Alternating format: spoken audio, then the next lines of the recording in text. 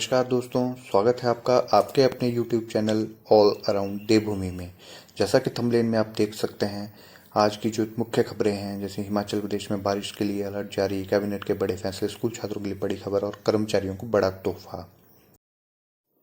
हिमाचल के हर गाँव में होगा बैंक मित्र, 18 साल आयु पूरी करने वालों का खोलेंगे खाता। हिमाचल के हर व्यक्ति तक बैंक की सुविधाएं पहुंचाने के लिए केंद्र सरकार ने बैंक मित्रों की नियुक्तियां करने का फैसला लिया है। 18 साल की आयु पूरी करने वालों का जनधन खाता भी खोलने के निर्देश दिए गए हैं। सोमवार को शिमला में प्रेस वार्ता के दौरान केंद्रीय वित्त राज्य मंत्री भगवत केशव कराड़ ने हिमाचल के बैंकों को यह लक्ष्य दिया। केंद्रीय राज्य मंत्री ने कहा कि गाँव में टच पॉइंट बनाकर हर व्यक्ति तक बैंकिंग सुविधाएं पहुंचाई जाएंगी। ऐसे गाँव जहाँ बैंकों की शाखाएं नहीं हैं, वहाँ बैंक मित्रों की नियुक्ति की जाएगी, जो ऋण में नए खाते में खोलने में सहायता प्रदान करेंगे।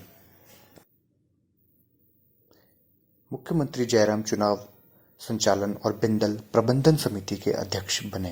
हिमाचल बीजेपी ने चुनाव के लिए अपनी तैयारियां शुरू कर दी हैं। भाजपा के केंद्रीय नेतृत्व ने विधानसभा चुनाव से ठीक पहले मुख्यमंत्री जयराम ठाकुर को प्रदेश चुनाव संचालन समिति का अध्यक्ष नियुक्त किया है।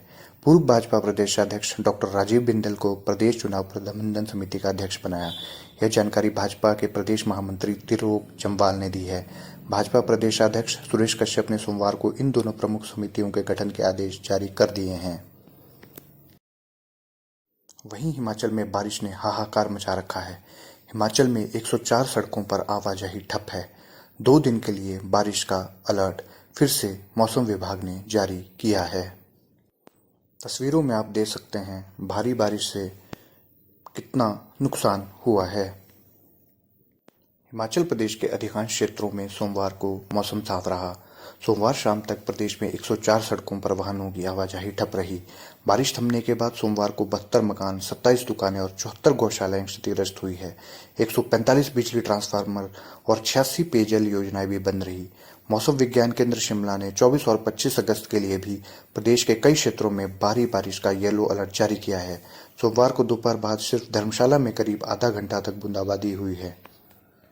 वहीं वुमेन पुलिस ऑफिसर्स कॉन्फ्रेंस में राज्यपाल ने कहा, पुलिस बल में महिलाओं की भागीदारी को और बढ़ाने की आवश्यकता है। तस्वीरों में आप ऑफिसर्स कॉन्फ्रेंस की तस्वीरें देख सकते हैं। देश की महिला आईपीएस अधिकारियों, अर्धसैनिक बलों और महिला पुलिस अधिकारियों के 2 दिवसीय 10वें राष्ट्रीय सम्मेलन के समापन समारोह की अध्यक्षता करते हुए राज्यपाल राजेंद्र विश्वनाथ आर्लेकर ने कहा कि पुलिस बल में महिलाओं की भागीदारी को और बढ़ाने की आवश्यकता है। सम्मेलन में महिलाओं से जुड़े विषय सामने आते हैं और विषय केवल यहीं तक नहीं बल्कि इनका क्षेत्र स्तर पर कार्यान्वित होता है। राज्यपाल ने कहा कि लिंग भेद केवल प्राकृतिक विषय है, लेकिन अवसर और सोच में समानता होना बहुत जरूरी है। उन्होंने कहा कि हिमाचल पुलिस बल में महिलाओं की 25% शामिल होने का प्रावधान किया गया है, जबकि वर्तमान में केवल 14% महिलाएं ही हैं। एडीबी की 1200 करोड़ की मदद से हिमाचल के 10 जिलों में मिलेगा स्वच्छ पेयजल। तस्वीरों में आप देख सकते हैं एशियन डेवलपमेंट बैंक। हिमाचल में एशियन विकास बैंक की 1200 करोड़ की वित्तीय मदद से 10 जिलों में स्वच्छ पेयजल मिलेगा। योजना का लाभ जनजातीय जिला किन्नौर और लाहौल स्पीति के लोगों को नहीं मिलेगा, जबकि अन्य सभी जिलों की ग्रामीण आबादी को सीधे लाभ मिलेगा। इस योजना राशि से सिरमौर जिले में सीवरेज का पायलट प्रोजेक्ट भी चलाया जाना है। प्रदेश के 10 जिलों की ग्रामीण आबादी के स्वच्छ पेयजल उपलब्ध कराने के लिए केंद्र सरकार और एडीबी के बीच समझौता ज्ञापन में हस्ताक्षर हो चुके हैं। वहीं हिमाचल कांग्रेस में आनंद शर्मा के इस्तीफे के बाद नई दिल्ली में नाराज आनंद से मिलने पहुंचे राजीव शुक्ला।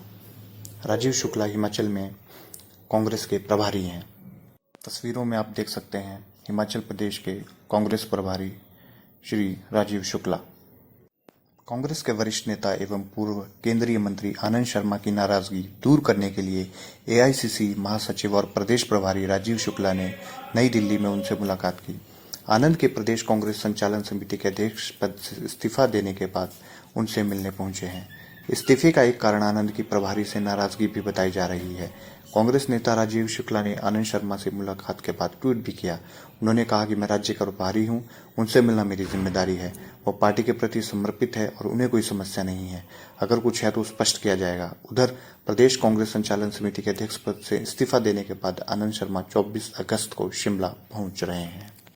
वहीं हिमाचल में अब 15 सितंबर से होंगी 10वीं और 12वीं कक्षा की टर्म 1 परीक्षाएं। Himachal Pradesh board of school education ने अपनी एक स्टेटमेंट में ये कहा।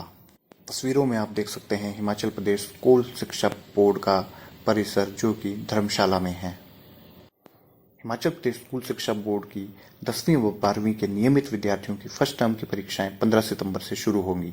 इसके अलावा राज्य मुक्त विश्वविद्यालय के मिडिल 10वीं व 12वीं श्रेणी के समस्त परीक्षार्थियों की अनुपूरक परीक्षाओं का आयोजन भी 15 सितंबर से शुरू होगा। स्कूल शिक्षा बोर्ड के अध्यक्ष डॉक्टर सुरेश कुमार सोनी ने बताया कि इस दौरान नियमित विद्यार्थियों की परीक्षाएं सुबह के सत्र में 8:45 से दोपहर 12 बजे तक आयोजित की जाएगी, जबकि एसओएस के तहत परीक्षाएं देने वाले परीक्षार्थियों के लिए 1:45 से लेकर 5:30 बजे तक का शेड्यूल जारी किया गया है। इस दौरान कला विषय के भाग बी का संचालन प्रैक्टिकल परीक्षा के रूप में अन्य विषय की प्रैक्टिकल परीक्षा के साथ होगा। वहीं परीक्षाओं के प्रश्न पत्र 3 सीरीजों में विद्यार्थियों को उपलब्ध करवाए जाएंगे। एसओएस के अंतर्गत आने वाले परीक्षार्थियों की प्रैक्टिकल परीक्षाओं की तिथियों को बोर्ड की ओर से अलग से घोषित किया जाएगा। राज्य स्तरीय बैंकर्स समिति बैठक में शिमला में केंद्रीय वित्त राज्य मंत्री ने दिए 9 करोड़ 32 लाख के ऋण पत्र। हिमाचल प्रदेश की राजधानी शिमला में सोमवार को राज्य स्तरीय बैंकर्स समिति की 165वीं बैठक हुई।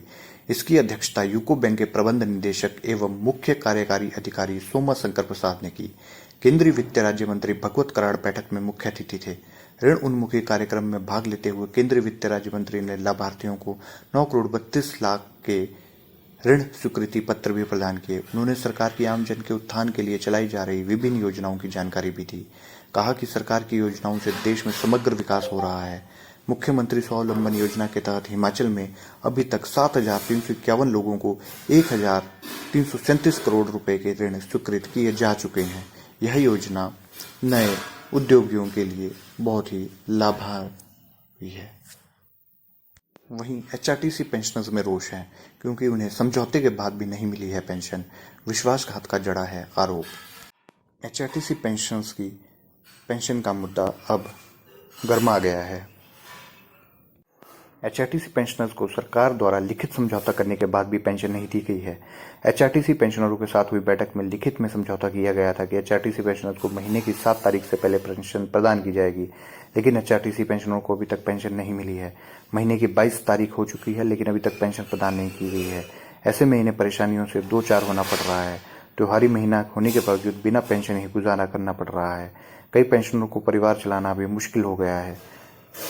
परिवहन सेवानिवृत्त कर्मचारी कल्याण मंच के प्रदेशाध्यक्ष ने कहा कि सरकार व एचआरटीसी प्रबंधन की ओर से पेंशनरों के साथ विश्वासघात किया गया है और इसे बिल्कुल भी बर्दाश्त नहीं किया जाएगा और आने वाले समय में और वहीं हिमाचल कैबिनेट डिसीजन में एक अच्छा निर्णय यह लिया गया है कि भवन निर्माण के लिए अब 7.5 लाख रुपए की जगह 15 लाख रुपए मिलेंगे। कर्मचारियों को एरियर की किस्त सितंबर में मिलेगी। हिमाचल सरकार चुनावी वर्ष में कर्मचारियों को खुश करने का कोई अवसर नहीं छोड़ रही है। अब राज्य सरकार ने कर्मचारियों को मिलने वाले 7.5 लाख रुपए हाउसिंग बिल्डिंग एडवांस की सीमा को बढ़ाकर 15 लाख रुपए कर दिया है। इससे कोई भी सरकारी कर्मचारी गृह निर्माण को घर हो, फ्लैट हो, उनको खरीद सकेगा। साथ ही कर्मचारियों व पेंशनर्स को संशोधित वेतन मान के एरियर की पहली किस्त सितंबर में देने का निर्णय लिया है। सोमवार को शिमला स्थित सचिवालय के भीतर शिखर सम्मेलन कक्ष में मुख्यमंत्री जयराम ठाकुर की अध्यक्षता में हुई मंत्रिमंडल की बैठक में कर्मचारियों के लिए एचबीए की दरों, पात्रता और अधिकतम सीमा में संशोधन को स्वीकृति दी गई है। एचबीए की अधिकतम सीमा अब मूल वेतन का 25 गुना होगी। इसके अतिरिक्त विभिन्न सरकारी विभागों में 100 से अधिक पद भरे जाएंगे। कैबिनेट के अन्य डिसीजन के लिए आप हमारे चैनल में एक स्पेशल वीडियो को देख सकते हैं। धन्यवाद। अगर आपको हमारा प्रयास पसंद आया हो तो इस वीडियो को शेयर करें, लाइक करें, चैनल को सब्सक्राइब करें और हाँ, बेल आइकन को जरूर दबाएं ताकि हम सारी नोटिफिकेशन आप तक समय तक पहुंच सके और आपको सारी खबरें सबसे पहले हमारे चैनल पे मिल सके। धन्यवाद।